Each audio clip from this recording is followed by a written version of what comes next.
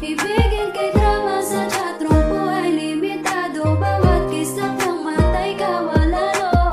Shorty only don't make up, brown eyed chick, no outside beauty stand up. Pretty pretty lady, big bang, doesn't make sense. I see girl in your face, kala me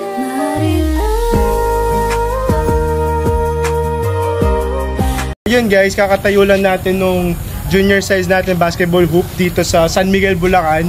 And here in Athletes Mob, we have this pay it forward na every time nagpapatayo sa atin ng basketball court na ng ring, magdo-donate tayo ng isang basketball ring sa mga nagko-comment, sa mga nakikita natin naka-DIY lang sa yung mga sa community namin. So sa community natin actually.